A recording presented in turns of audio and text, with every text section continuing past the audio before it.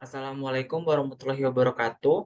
Di sini saya akan melanjutkan membahas materi pertemuan di minggu ketujuh ini, yakni tentang SPT dan SSP. Untuk lebih lanjut, kita akan memulai presentasinya dalam membahas materi yang akan saya sampaikan pada pertemuan kali ini.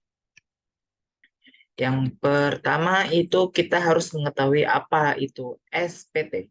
SPT adalah surat pemberitahuan tahunan yang mana surat itu oleh wajib pajak digunakan dalam melaporkan segala penghitungan dan atau pembayaran pajak yang sudah dilakukan oleh wajib pajak tersebut, baik dalam objek pajaknya atau bukan objek pajak, dan atau harta dan kewajiban yang seharusnya dibayarkan oleh wajib pajak, menurut ketentuan peraturan perundang-undangan perpajakan. Kemudian, ada dua jenis SPT. Yang pertama ini ada SPT masa dan SPT tahunan. SPT masa adalah surat pemberitahuan untuk suatu masa pajak, yang mana SPT masa ini digunakan untuk 10 jenis pajak yang telah ditetapkan oleh peraturan perpajakan. Terdapat tiga kategori utama di dalam SPT masa, yaitu SPT masa pajak penghasilan atau PPH, SPT masa pajak pertambahan nilai atau PPN, dan SPT pajak pertambahan nilai PPN bagi pemungut PPN di dalam surat pemberitahuannya. Kemudian yang kedua yaitu ada SPT tahunan.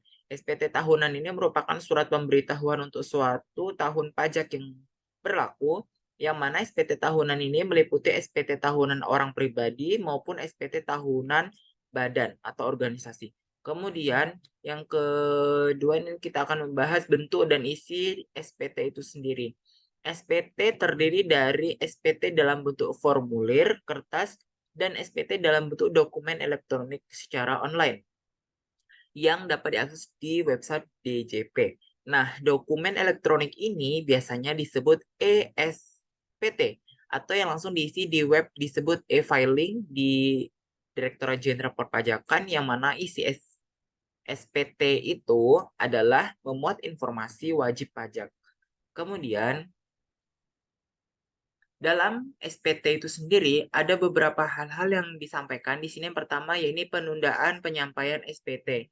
Dalam keadaan tertentu, wajib pajak orang pribadi atau wajib pajak badan bisa saja terpaksa harus menunda penyampaian SPT tahunannya karena sejumlah alasan tertentu, seperti padatnya kegiatan usaha dan kendala teknis dalam penyusunan laporan keuangan. Untuk kondisi seperti ini, maka penyampaian SPT tahunan bisa saja ditunda atau diperpanjang. Nah, wajib pajak tidak dapat melakukan penundaan penyampaian SPT masa, tetapi dapat melakukan penundaan tahunan orang pribadi paling lama 2 bulan. Kemudian yang kedua itu ada sanksi terlambat dan tidak menyampaikan SPT-nya. Nah, di sini sanksinya adalah pidana penjara paling singkat 6 bulan dan paling lama 6 tahun dan denda paling sedikit 2 kali jumlah pajak yang terutang dan tidak atau kurang dibayarnya pajak paling banyak 4 kali dalam jumlah pajak terutang yang tidak atau kurang dibayar. Kemudian dalam penundaan penyampaian SPT itu sendiri, surat yang digunakan oleh wajib pajak itu dalam melakukan pembayaran atau penyetoran kepada agen pembayaran. Nah, surat ini digunakan sebagai bukti pembayaran dengan format, ukuran, dan atau isi tertentu yang berlaku.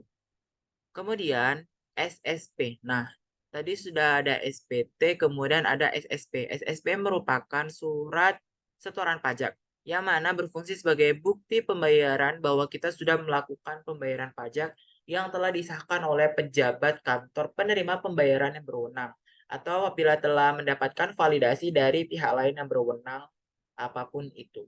Kemudian dalam SSP itu sendiri, Menteri Keuangan menentukan tanggal jatuh tempo pembayaran dan penyetoran pajak terhutang untuk suatu saat atau masa pajak bagi masing-masing jenis pajak itu sendiri.